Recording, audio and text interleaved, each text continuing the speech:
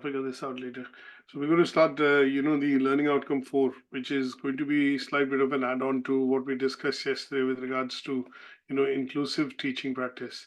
Okay. So here, what we are looking at today, expanding on to what we learned, yesterday with regards to setup-wise, how do we plan, and obviously if you have to start, say, for example, teaching in, say a particular term, then what would be the planning that would be required, wherein you try and then create a condition or an environment wherein you look into requirements like, let's say, the educational background, the academic background, skills, knowledge, any sort of diverse requirements, resources, any disabilities, and obviously learning style. And then you would basically look at a schema work, a lesson plan. Look at the schema work first, which is to look at drawing up a bit of a blueprint, and then detail it out depending on what and how you're going to organize these sessions in terms of delivering the content. Now, today, what we are looking at is adding the element of safe, which is primarily making sure safety is maintained in terms of the inclusive teaching and learning environment. So sometimes when we look at teachers having a DBS check or a CRB check, sometimes we look at policies like safeguarding. Sometimes we look at policies like equality and diversity, data protection. So these are elements that we will be looking into when we talk about the frameworks in terms of how to ensure that within a particular educational training or some sort of a setup which is required for the teaching and learning, how do we look at ensuring that the environment is safe, and how do we look at making sure that the learners are able to, or the students, children in this case, are able to then show appropriate behaviors, have an attitude which is conducive to the teaching and learning environment. And then to a certain extent, what we also want to look at is how do we play a role in creating and maintaining that safe learning environment, which is paramount to, say, for example, learning, or basically promoting learning. So in order to achieve this, what we look at is that we will need to look into, say, for example, um, Brenner's. One of the frameworks that we have to look at is Brenner's framework, which is the ecological systems theory framework. And this framework is nested primarily in the fact that here what we are looking at is making sure that anybody who's involved in the setup and the delivery of teaching and learning, whether it's individuals, whether it's some sort of administrative setup, operational setup, and or infrastructural setup, is all being vetted in the sense that it provides a conducive environment for the purposes of learning. So in this context, what we look at is individuals, we look at interpersonal relationships, we look at the wider community. In some cases, you look at the parent teacher clubs, you look at parent governors committee, or some sort of let's say some sort of an organization or a setup which is there, which basically takes inputs from parents in terms of getting some ideas, and obviously inputs into how does the school, or say how does the educational setup create a safe and an inclusive environment.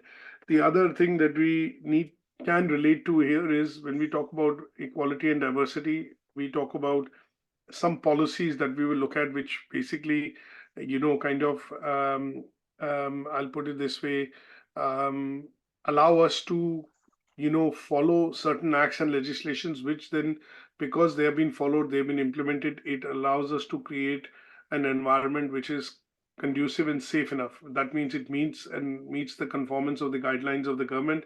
In this case, Ofsted for schools, and also would look at once these are implemented, they also more or less in a certain way ensure that the environment and the place where this teaching and learning is being delivered or is happening is considered safe. And that would be related to some of the policies that we could bring in, and they in particular would be 3 or 4 policies specifically. One is safeguarding, the second is equality and diversity, the third one is data protection, and the last one, which could be, related to Computer Misuse Act. That means information which is now stored mostly in electronic forms has what do you call, access and rights. So people with legitimate access, people who need access to that information should have it. And if there are other people or people working within the setup, whether they are teaching assistant, teachers, tutors, form tutors, principal, or other members of administration and operational setup, if they need access to data, then proper rights and access rights or privileges are maintained within the setup, which allow this data to be restricted and doesn't allow the data to fall into wrong hands. So some part of this would be related to looking at broadly mentioning some of the policies which are implemented within an educational setup, and they would relate to broadly these four policies. There could be other policies which schools, in some cases, or special setups, or setups with provision for special, I would say, needs or disabilities would also have, and they would also need to be looked into to make sure that the environment, for example, is safe and is conducive enough for learners to be able to come in and study. So most schools typically are asked to have a D1 planning permission from the authorities, and that is to provide, wheelchair access or access for disabled people in terms of lifts, toilets, and that would mean some of the corridors areas typically allow access to that. When I say access to that, I mean access to people using, wheelchairs in some cases, and that would also maybe a policy that could get implemented if we could talk in context of a school. But in general, here the idea would be to try and cover two or three theories, which would directly relate to the teaching and learning environment that we talk about. So one would be the Brennan's theory of ecological systems. The other one would be Bandura's social cognitive theory. That two typically tend to look at helping us implement, let's say, policies, procedures to ensure that the environment in which children, learners, young learners, or learners in general are coming to study is something which is safe and is helping us provide or helping create an inclusive teaching and learning environment. And then when we talk about certain aspects of how they would be related to shaping the behavior and attitudes, that is where we kind of fall back on Bandura's social theory, wherein that theory particularly emphasizes on the role of modeling and obviously observational learning or learning observations which can be done, which would allow certain attitudes and aspects of children to be picked up, and they then would be worked on by different people within the setup to help shape the behavior which is required for children to show and have within the school. And a simple example of that I would normally put in place would be when we look at schools in the UK, they have a dress code.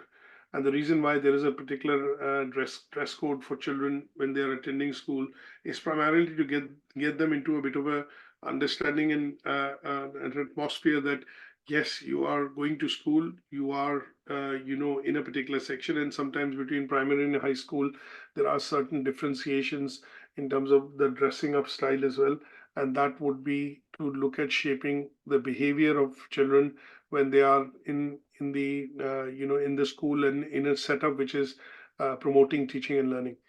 And these examples, which are basic examples of dress code, for example, timetabling in a classroom, certain do's and don'ts which are requested or expected essentially from children. And then when we look at they having to produce certain bits of work, which is academic work, which is at the end of the year evaluated for the purposes of ensuring that the learners or children in this case are meeting the requirements, would be related to the social theory in which the role is primarily, the emphasis of the role of the, implementation of the theory is primarily in helping to shape the behavior of children. And that would influence the outcome in terms of what they are learning at the end of the day, or what they finally end up in terms of gaining skills and knowledge.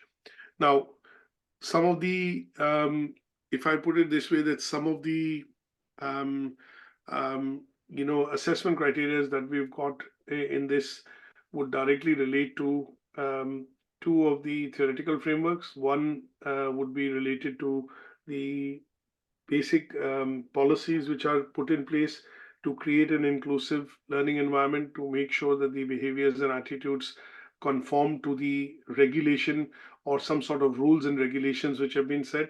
And the last would be to try and look at how do we establish this, as a process wherein, once the environment, once, say, for example, the school and the processes, or, some of these policies and processes are implemented within a setup, how do then people responsible within the operational team or the administrative team ensure that these standards are maintained year on year and meet the overall standards of inspection when it happens with Ofsted.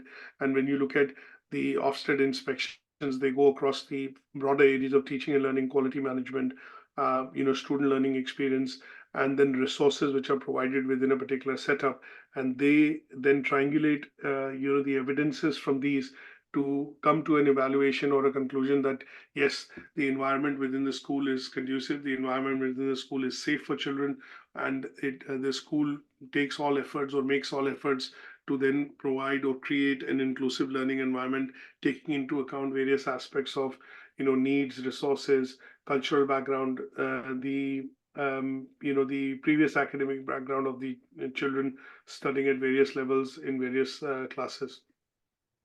That would be the overarching aspect of what we would want to understand in this particular, learning outcome. So we'll go into some details with regards to, understanding some of the assessment criteria, and for which, the presentation slides would be ideal. So let me share that with you. Yeah, I've got them to hand. Yeah. So in this case, what we are, primarily looking at when we try to maintain a safe, inclusive teaching and learning environment is that in any setup, what will happen is that you will have some sort of a vision document or a document which basically defines very clearly what would be the policies that would be followed, what would be the rules and regulations that would need to be adhered to, and the basic setup, which typically, once we go through the process and regime of inspections, for example, in the case of school Ofsted, once in 4 years, that would ensure that there's a guideline or a handbook available which allows the schools to maintain that minimum standard. Now, how do they establish this? Obviously, that is established basis the guidelines provided by some sort of an authority, whether it could be, in schools. Obviously, the overarching authority tends to be Department for Education. Underneath that, you have Ofsted, and Ofsted then obviously has their own, handbooks and other policies and procedures which schools pick up and then tailor and obviously make them, adapt them into their own setup. So the first point that we look at is with those aspects which have been prescribed into law or as acts, as legislations by, Ofsted in this case, or Department of Education, the schools look at establishing clear, inclusive policies, and on the basis of that, they have very clear expectations which are laid out that this policy, this implementation, this process, this procedure, and that would be the outcome. So looking at broadly relating them to maintaining a safe environment. Here, there would be aspects of physical safety. So one of the policies which I sorry missed out was health and safety policy, which will be implemented and followed rigorously within a setup in order to ensure physical safety, and ensure that the environment in which children are studying is physically safe. The buildings are fit for purpose. The infrastructure is fit for purpose. So one of the policies that we will refer to is health and safety policy, or HASPA. And that policy of 1978, refined, I think, in 2016, looks into and takes into account various aspects of how the health and safety implementation happens within a particular setup. So there will be things related to accessibility, which is, for example, wheelchair access or accessibility in general for students or children which have disabilities. We will look at health and safety compliance. So, for example, things like lighting, things like empty and open spaces. You would be looking at things which is fire escapes, safety equipment, adequate number of teachers or staff within the particular setup which have been trained. They receive regular trainings on being a health and safety expert or a fire marshal or a first aider, and those bits would need to be looked at. And then cleanliness and hygiene. So, for example, certain facilities within the schools would need to be, in any particular setup would need to be maintained to a particular standard, whether it's toilets, whether it's labs or laboratories where, for example, practical learning happens.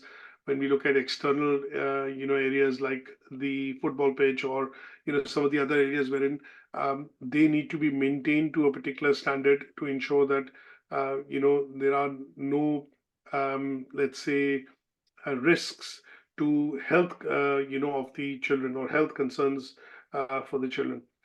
Then when we talk about safety, we one start with physical safety, but we then go into what is called psychological safety as well.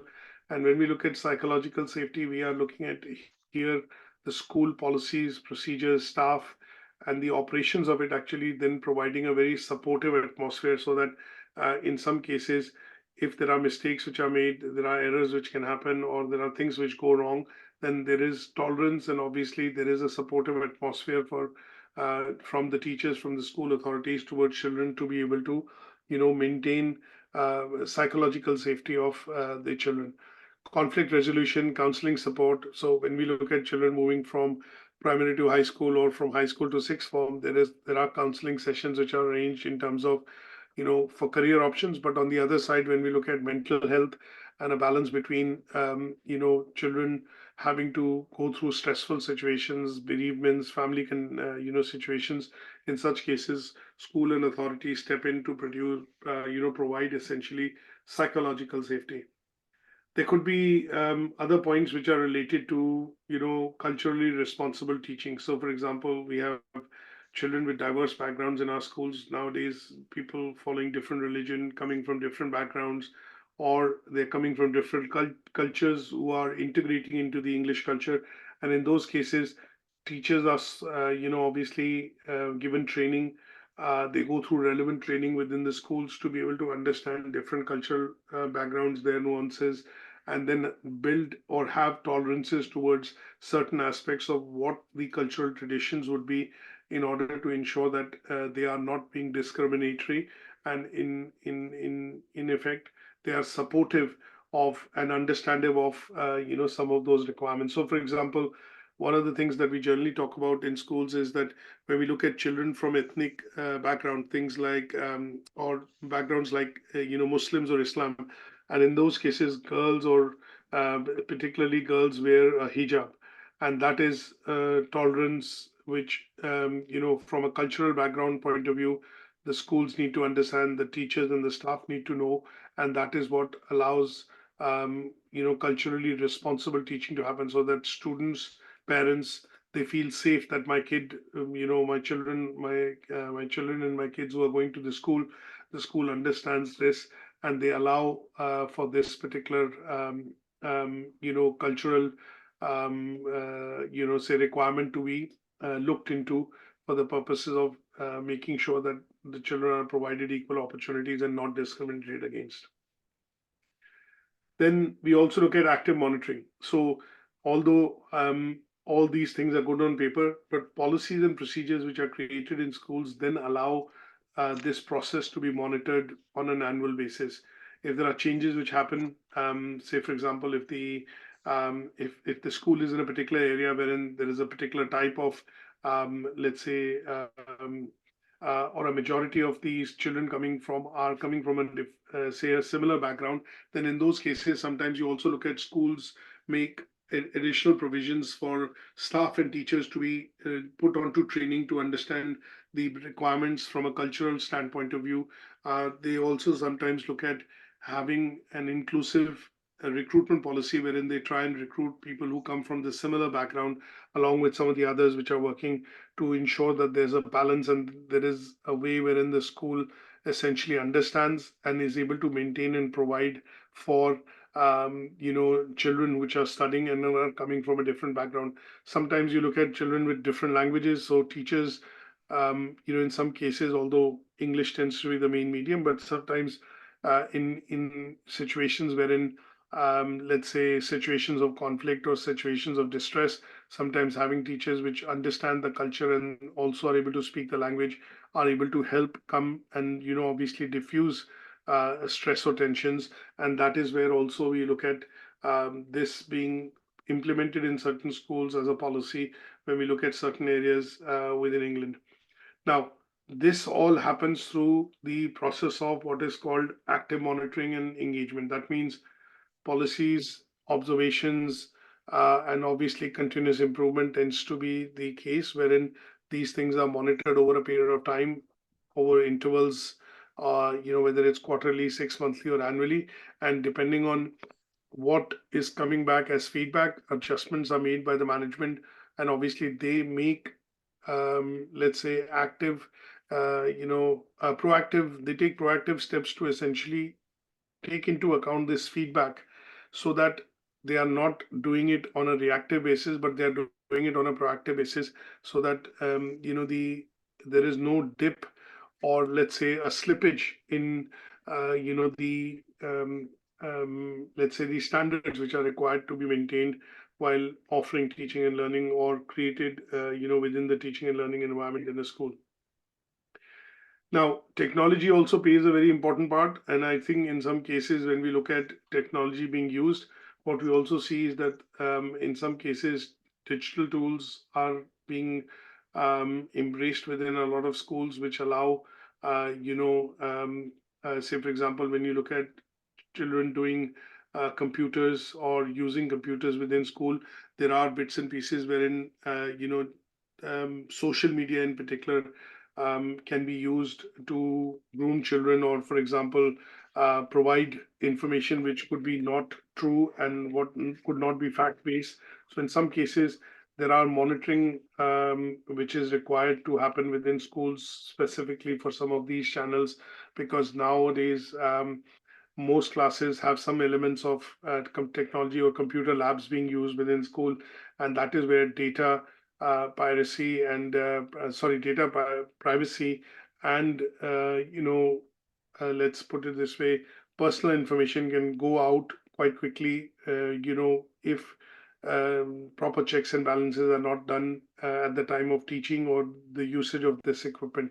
So children are being taught to use the tools. There are softwares and other, I would say, when I say others, I would mean firewall and some of the other related aspects are maintained within the IT department or within the computer labs within schools, so that sensitive data, data related to persons' privacy and records are not shared, and those are bits that are also ensured when computer operators or computer instructors within the lab allow kids onto the PCs within libraries, for example, for the purposes of additional reading.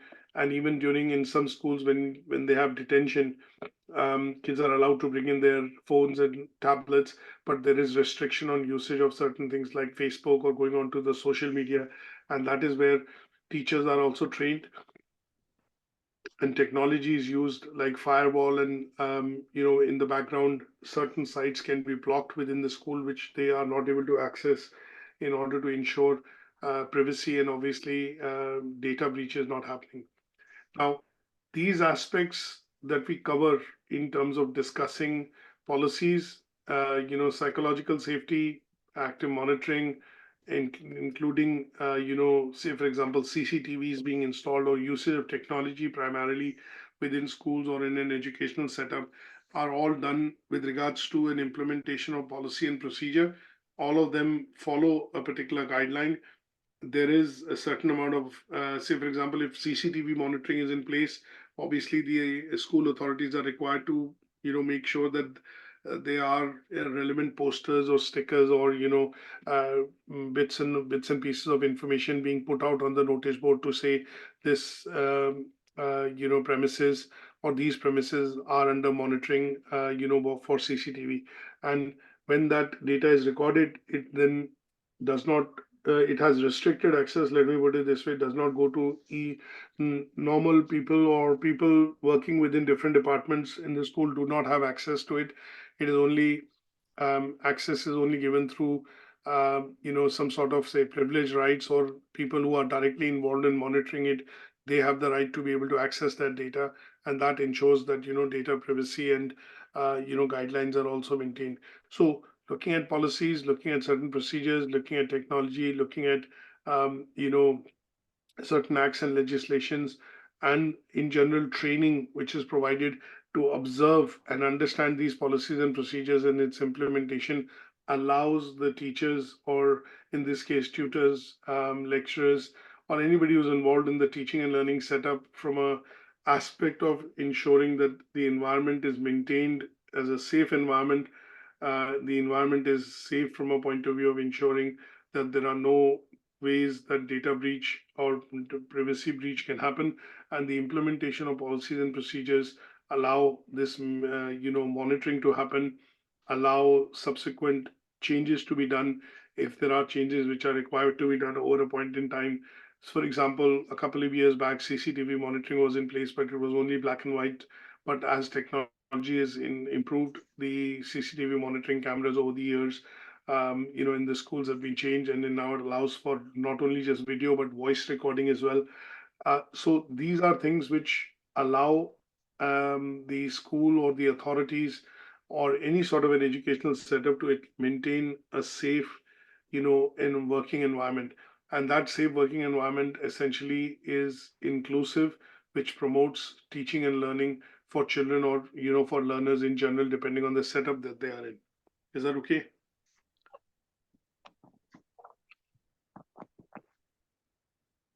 Now, the two theories that we referred to, in regards to understanding um, how do we look at maintaining this safe learning environment, and how do teachers or trainers or tutors essentially understand the behaviors that we are looking at, which children need to show or learners need to show predominantly within a teaching setup, is because we want to look at relating this to some sort of developmental process which children go through.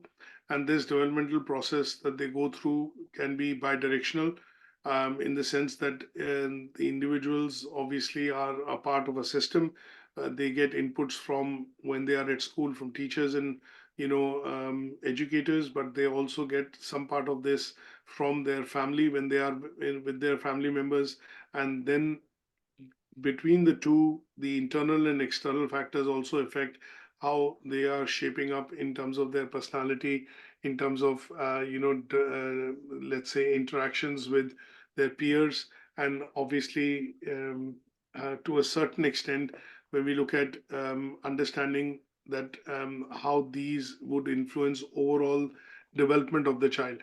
So the Bronfenbrenner's theory of microsystem, or sometimes it's also called the ecological systems theory, comes into play, which is basically implemented in a classroom when we generally see that children, when they arrive in a class, they are being, say, for example, if there is a conflict which happens between a couple of children, between two children or two kids, then how does the intervention happen from the teacher's point of view, from their colleagues' point of view, their other friends' point of view, and how is the situation diffused so that the children feel safe and they feel, that they are going to be able to learn in the classroom rather than have a conflict. So sometimes you would look at, understanding these psychological theories, and one of them primarily tends to be this, for which what I will do is provide a bit of a handout. This is the details of this theory are predominantly available on, a website called Simple Psychology, and that basically details out this particular theory in detail, and how this basically helps or shapes up the child's development over the schooling years, and the relation to this in terms of how this can be done is explained, and obviously it's an established model which is now used by teachers and tutors to understand class dynamics. And when the initial theory was proposed, the person actually proposed that there are 5 different systems which basically are at work when the child is going through the early years of its development. And these 5 systems he classified into, microsystems, mesosystems, exosystem, macrosystem, and chronosystem. And each of these represent, different levels of, they exert different levels of environmental influences on how the individual's growth and behavior happens within a particular setup. And that theory sometimes can be put to, play within a classroom when we as teachers try to understand the behavioral dynamics of children and what makes them tick in a particular way, what makes them, show this behavior in a particular in a particular fashion.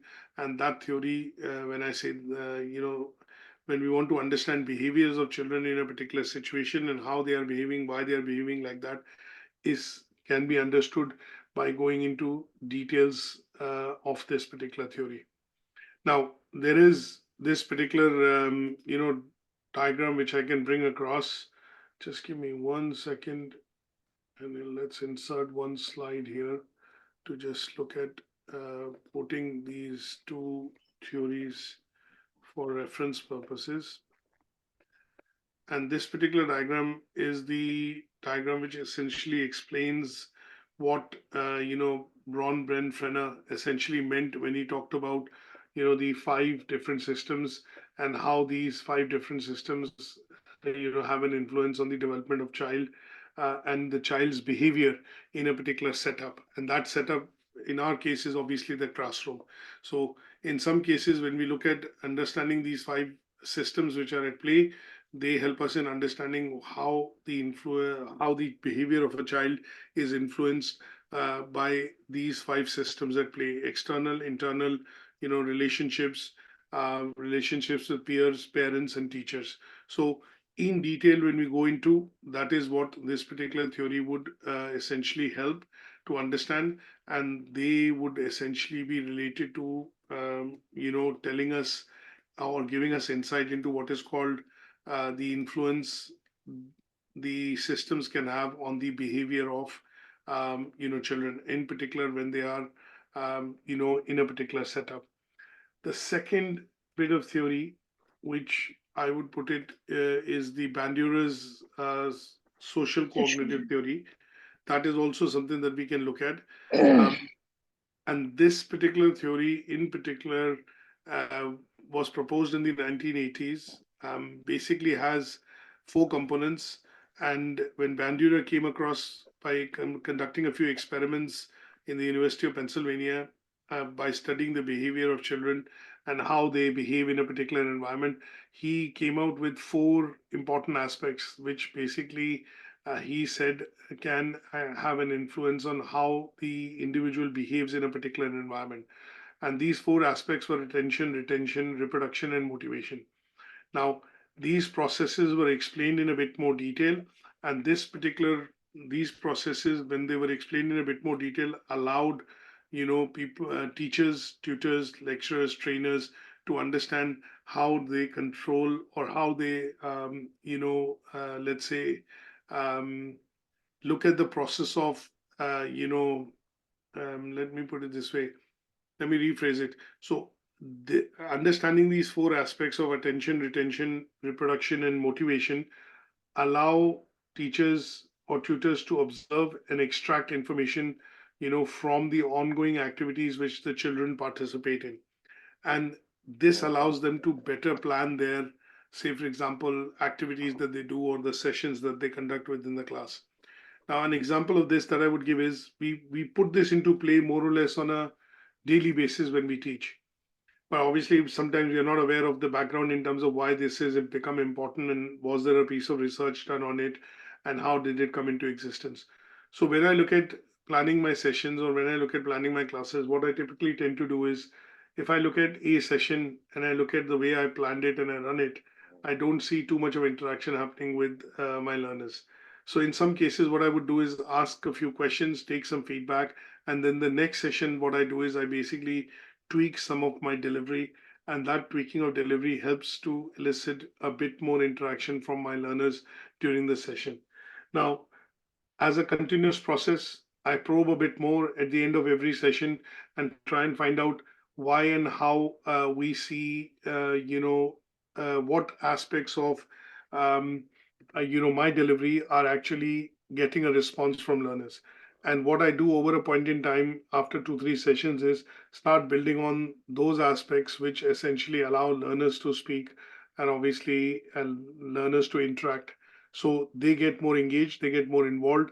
And my idea of turning the lecture around is sometimes into a bit of a discussion, because depending on the intellect and the knowledge and the prior experience of the learners, sometimes they wouldn't want to be in a one-way monologue kind of a lecture, but what they would want to do is basically have more of a discussion on concepts, frameworks, and that helps me bring across more interaction and interactivity into the session. So planning and also replanning, or let me put it this way, tailoring some of my sessions to meet my requirements of learners is basically the process of what I use in this context is the process of observational learning.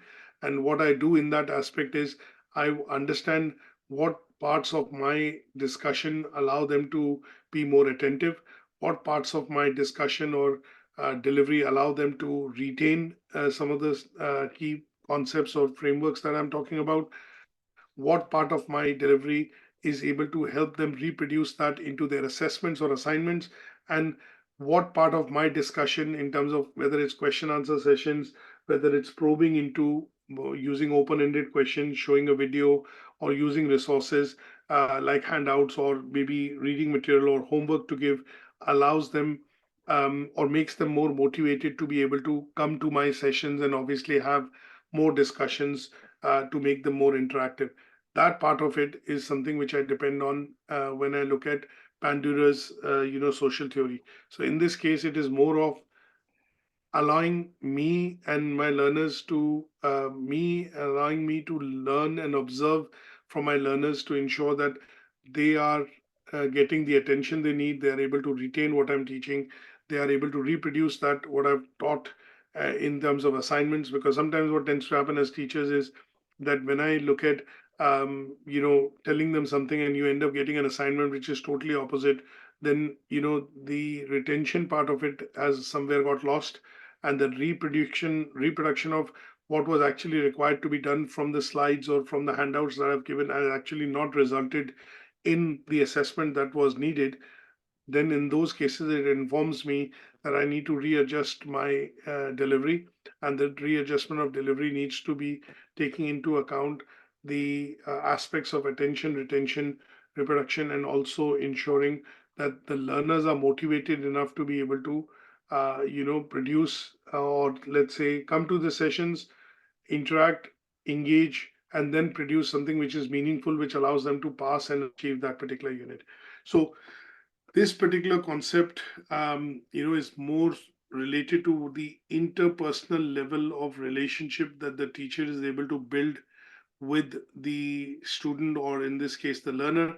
And the emphasis is on the dynamic interaction between the learners and the teacher, or the learners and the tutor.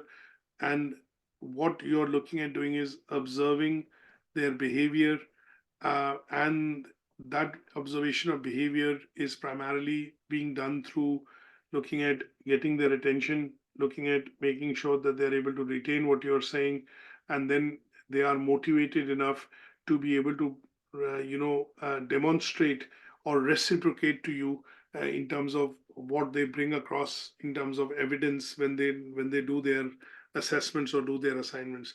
So this theory basically is important because it allows teachers, trainers, tutors to essentially have an understanding at the interpersonal level of how behaviors and dynamic interaction with students allows them to understand the aspects which they enjoy with the aspects which they don't enjoy, and that gives you feedback to be able to tailor your delivery in a way which allows the delivery to be effective and useful. Because in this case what you're seeing is the learners are able to obviously um, achieve in large numbers, and that has, let's put it this way, an effect on the overall.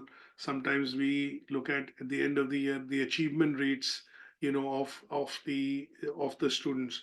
So, or the students that you've taught, or for example in some cases the children that you've taught in the class. And again, this particular theory illustrates that it is a mutual process, wherein what needs to happen in this mutual process is that the teachers need to understand the requirements of their children, and what they need to do in this case is primarily look at understanding the four aspects of what motivates children or learners in the class. And what you need to do is your lessons need to have these four aspects brought into it, and these four aspects tend to be the aspects of attention, retention, reproduction, and motivation. As long as these are being built into your sessions, and you're conscious of the fact that you're giving or creating ample opportunities in this case, then it helps you build a relationship with your learners, and that basically is beneficial not just for their learning, but also gets them more engaged and interactive in the learning process. Is that okay? Any Yep. questions on this? No more. I'm just making notes. Right. Okay. Now, if I go into, say, for example, some of the assessment criteria that we've got primarily here with regards to this learning outcome. The first one basically is, how do we look at promoting appropriate behavior and respect for others within the environment. So when we look at this particular aspect in terms of how do we create a safe and inclusive learning environment, what we are looking at is making sure that learners are able to show appropriate behaviors, and we are able to also put things in place which allow these learners essentially to show these behaviors. So some of the key bits that we look at in terms of how we can look at getting learners to show appropriate behaviors, is from the aspect of looking at, I would say, starting with the first point, which I said was that we need to look at creating an environment wherein they feel safe. They feel that they are being cared for. They feel that they are being listened into. They feel that there are going to be, there would be an atmosphere which is following certain, let's say, a place wherein or an atmosphere wherein they are following certain standards, and these standards then create a learning environment which is safe, in which they feel safe. Essentially, they feel secure.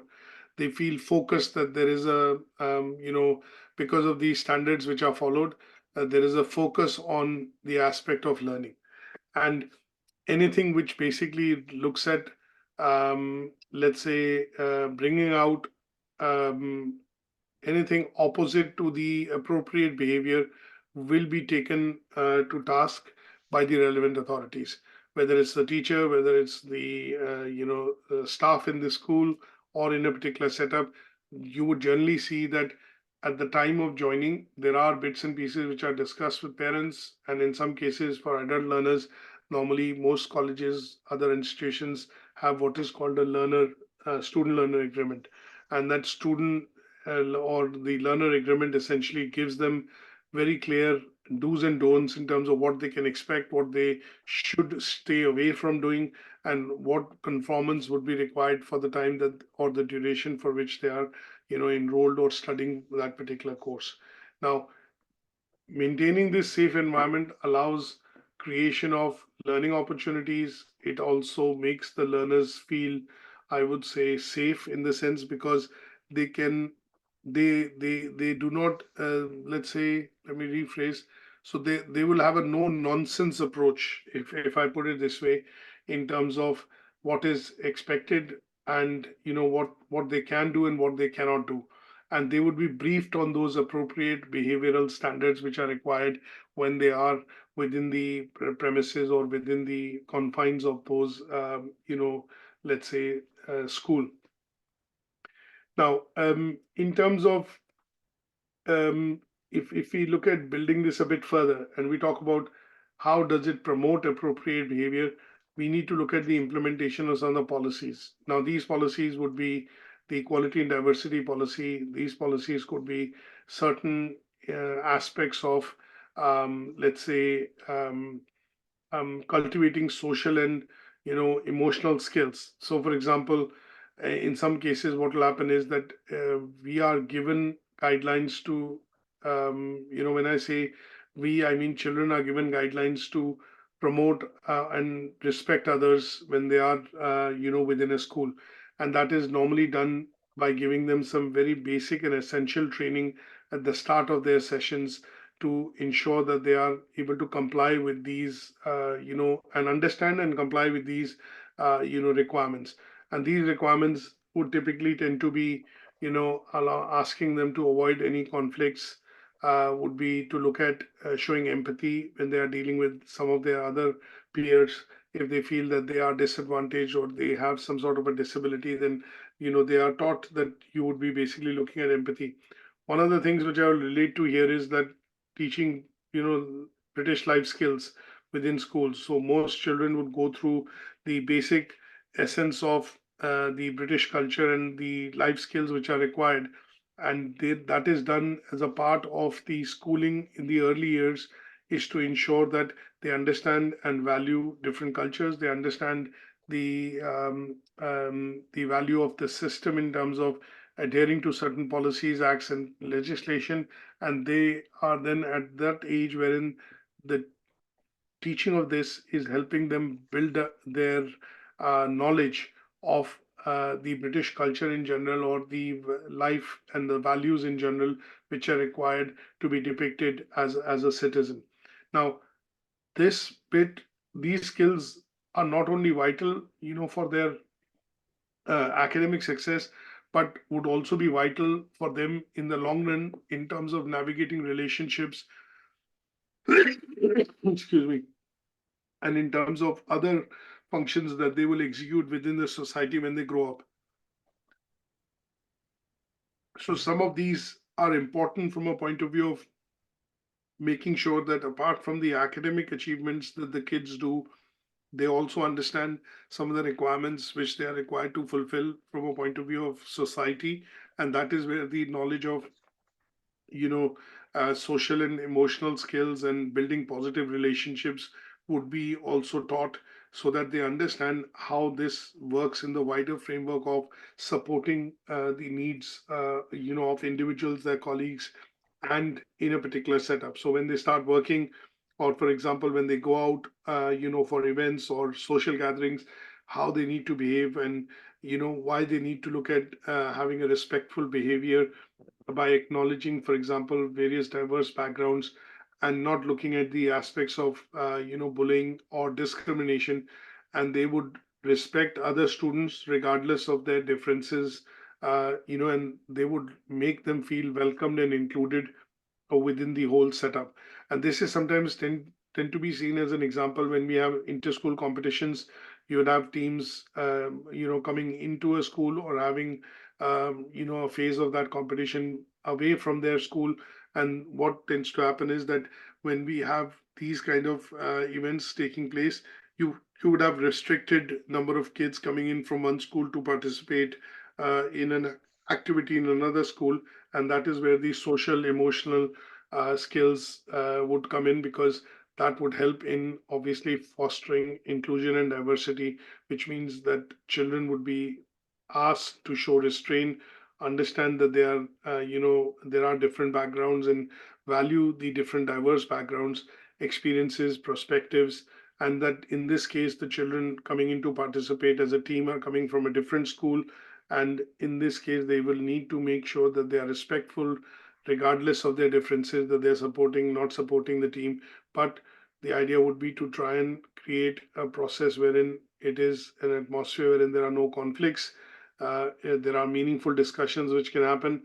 And from these meaningful discussions, there are positive relationships which are being built between the schools and the teams to be able to participate, and go against each other, but in a very good competitive spirit, which makes it safe. So the idea is to try and avoid conflicts, and here the teachers play a role wherein they would try and ensure that any such area which is open to interpretation, or any such area which can create a conflict, is covered, and there are appropriate volunteers, or in some cases, when we look at events and teams, because of the competitive nature of the sport, there are adequate people placed on ground in order to ensure that the conflicts do not happen, or if a situation is to happen, then it can be quickly diffused, and that is where the idea of creating a safe environment is done.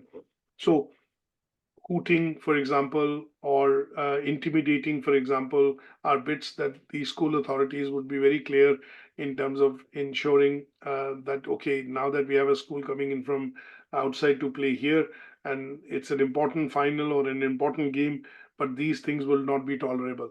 And that is where it allows, to understand children, and in this case, the competing teams to understand that they need to mutually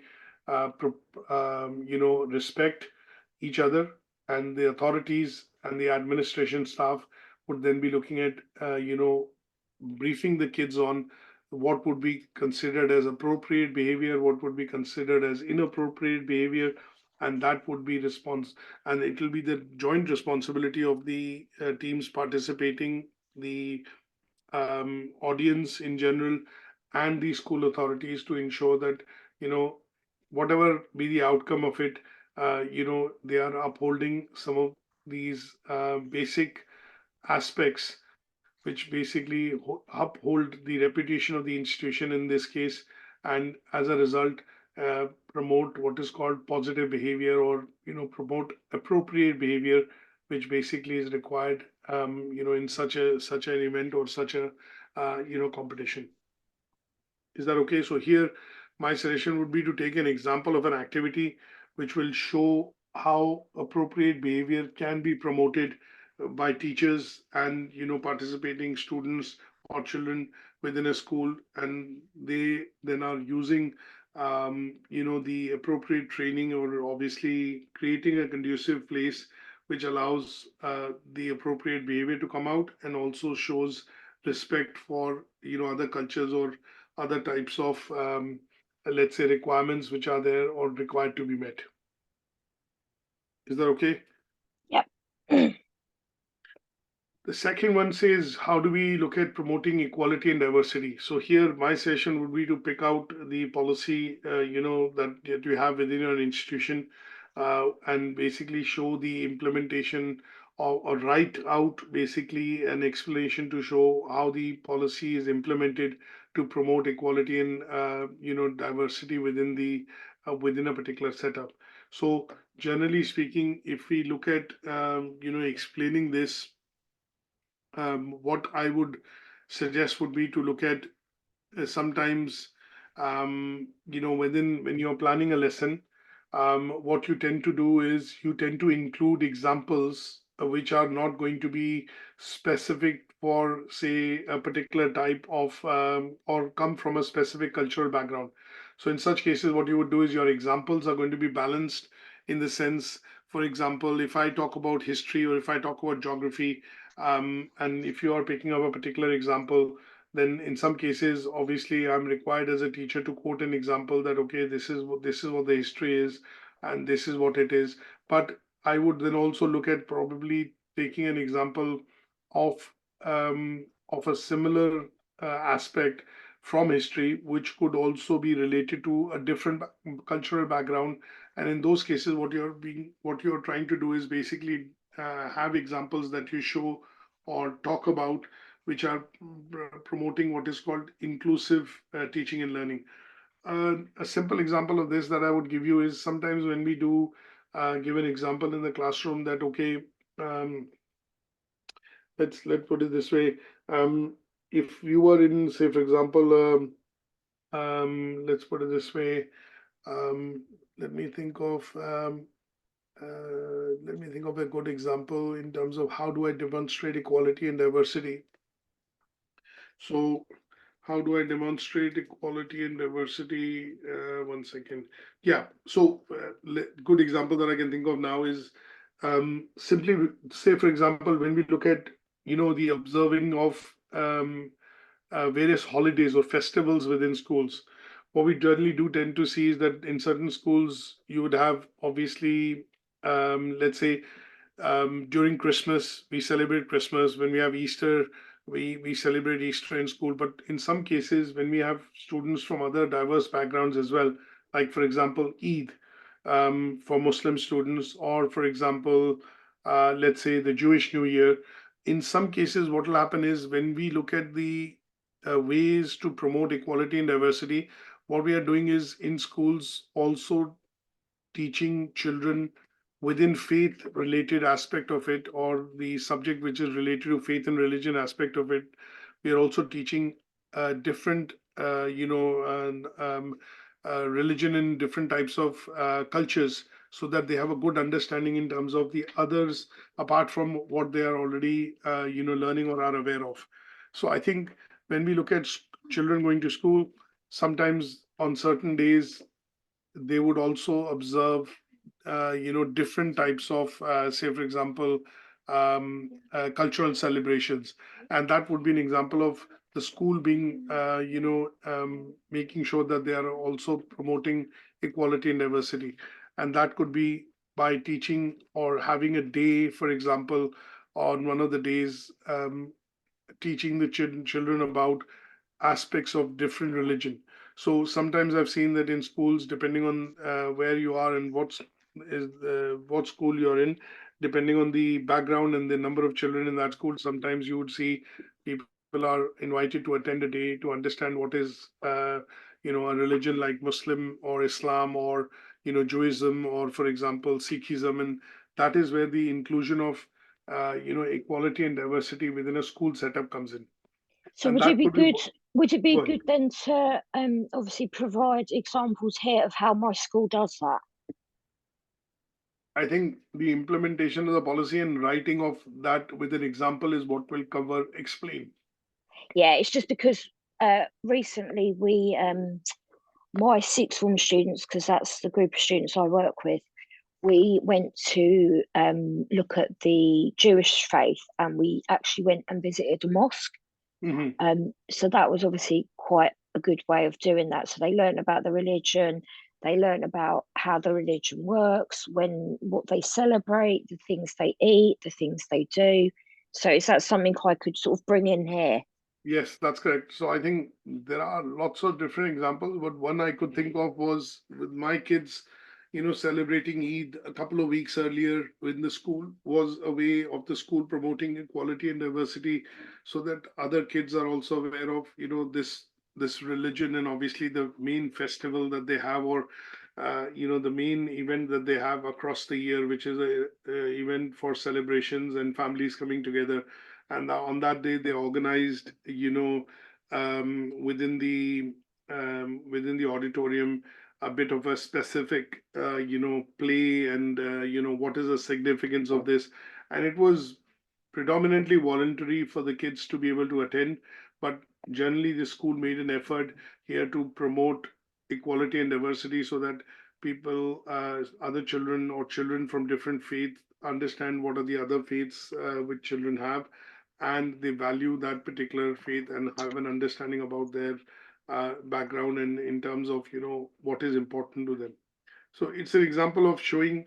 Sometimes I think when my kids were learning history, and obviously in the junior school or primary school, essentially they were there was a term in which they learned about different religions of the world, and that the idea was, at the end of it, towards the end, the children were required to produce a poster, which was then sent for evaluation. And one of the children, one or two or three children actually got some prizes out of it, because they were the best design posters, which summarized the main aspects of what their different religions were in the world, and how they, and if they identified that we have my friend here which is from this religion, or my friend here is from this background and faith. And that could be an example of how sometimes you can see children, schools, helping children promote and understand the concept of equality and diversity. Obviously, in some cases, you would be looking at, sometimes what you see is, an example that I would give is, obviously there was a James Cleverly organized the Eid party at 10 Downing Street, and they invited key people of the Muslim faith during that particular time of the year.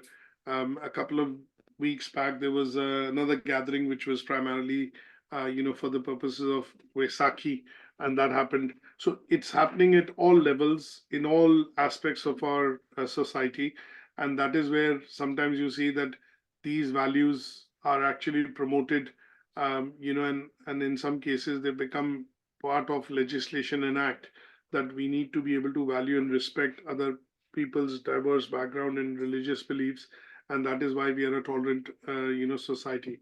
So that could be one such example, or any related example that you feel you could bring in, and that would help you cover this particular aspect of, the task 4.2, because it's Another, explained.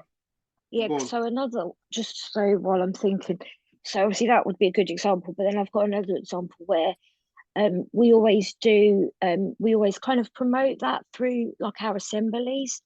So sometimes, Yes. they'll be themed, and then when it's coming up to, cultural festival, celebrations like Easter and Christmas and Eid and things like that, we sort of do it that way through assemblies.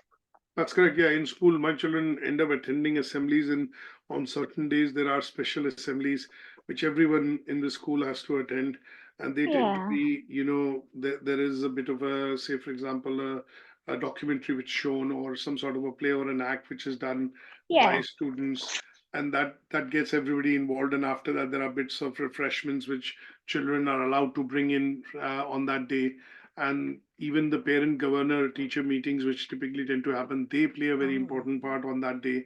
Is that there is some sort of a, let's say, um, I don't know the right word, but they sometimes do some sort of a small exhibition kind of a event within the school to promote artifacts and, um, key aspects of it, depending on the time of the year, or obviously the, um, let's say, the time of the year essentially.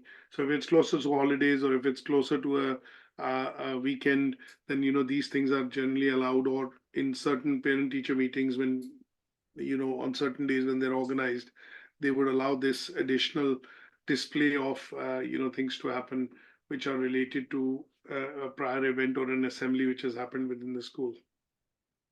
So I'll just give a few examples there, that'll be fine. The next one that basically talks about is how do we look at establishing, and sustain a safe, inclusive environment. So here, because it's talking about establishing, we would need to take up a bit of an example from our own, experience in the setup that you're in, or in an organization that you work, and you would need to show that, how this particular safe, inclusive environment is being essentially created.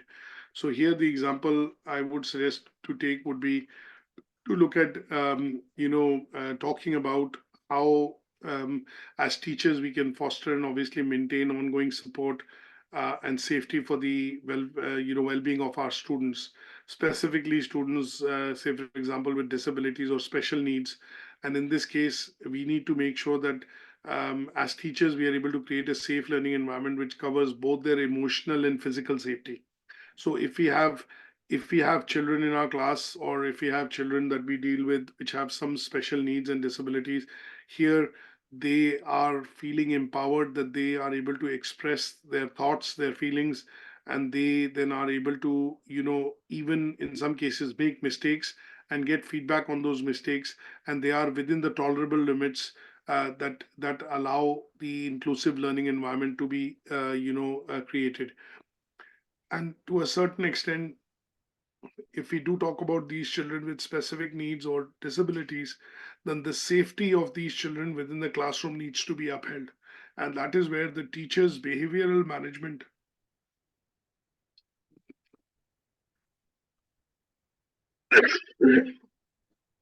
sorry, so in this case, the teacher's behavioral management of the classroom, and the steps that the teacher takes to facilitate that the others in the class mutually respect, they have a respect for that particular individual with the special need or disability, allows as a result the individual to feel safe, and the individual to feel that they belong within this group, is very important.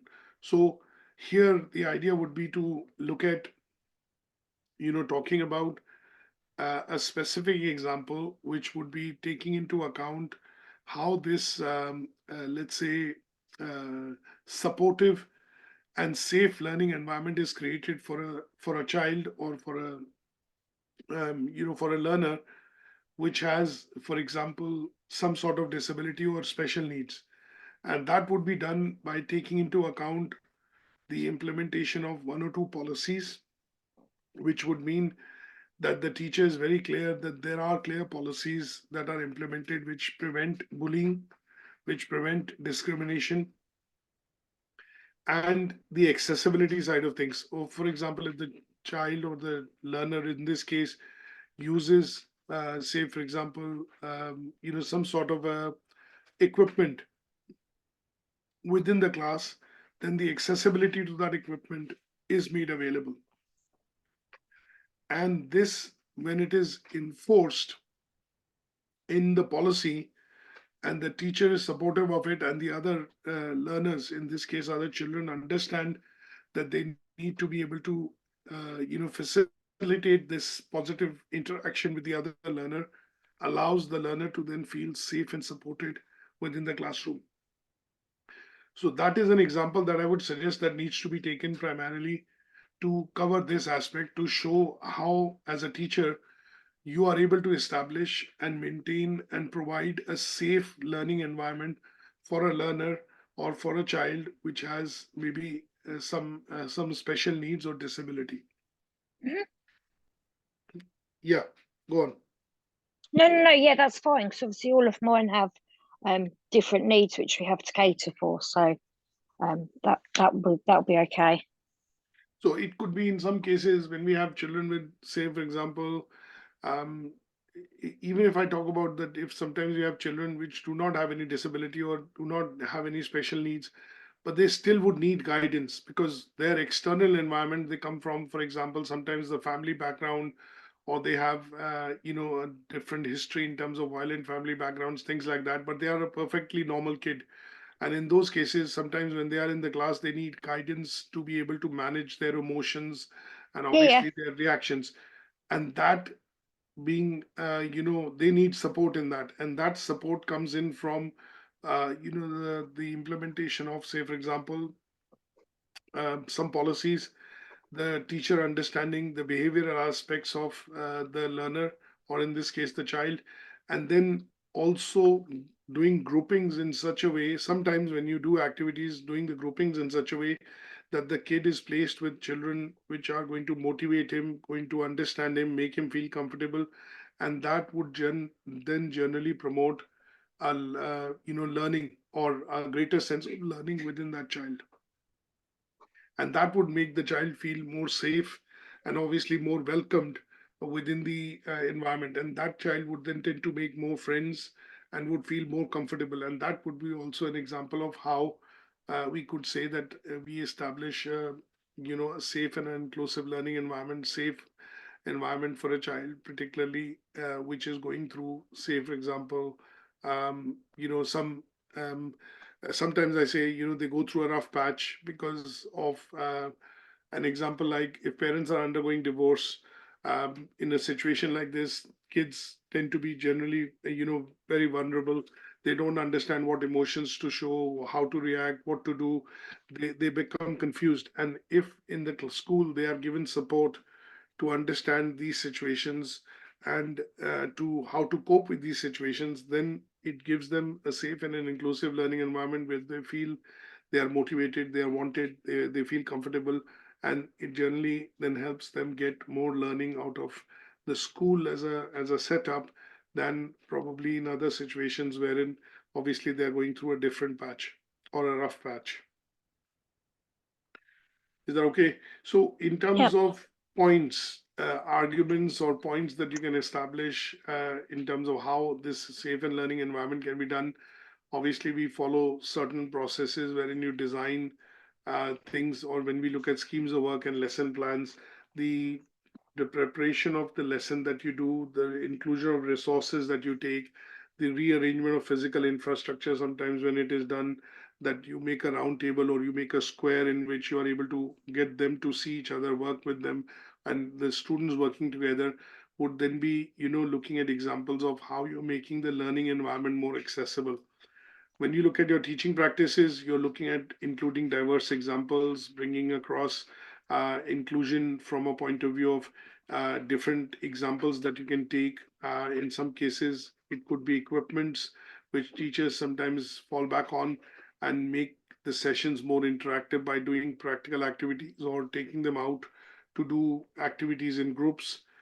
You can also look at continuous professional development, which is normally done in the teaching, at the institution level, wherein you're required to maintain a certain number of CPD hours, and these CPD hours reinforce how you need to create the safe and inclusive learning environment, skills that you need to refresh, or things that you are given trainings on to keep yourself up to date with the changes which are happening in legislation, or some sort of after the Ofsted visit or key visits which happen within a particular setup, if there are recommendations or action points which are put in place, then these are then broken down and obviously, given to the members of staff, which they include in their own CPD, to be able to, go through them and understand them and obviously build on to their skills and experience so that they can put this into practice.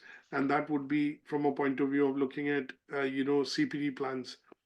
And then there are there could be other ways that you look at in terms of how you can manage behaviors through practical strategies, and that could be in the form of skilled teachers, for example, reinforcing positive behaviors or using preventive methods, to bring out or anticipate a behavior which the child might show.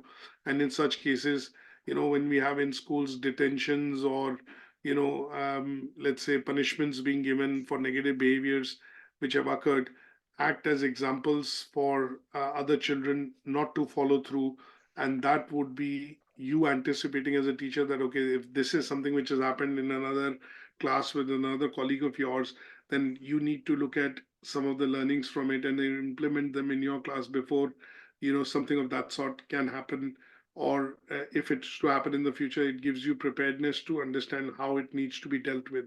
And these are bits that would be required to say that how do you manage behaviors, how do you manage expectations when you're teaching in the class, and that would allow you to sustain a safe and a inclusive learning environment.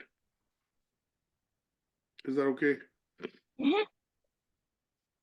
Good stuff. So that brings us to the end of this particular session and helps us cover learning outcome 4 comprehensively.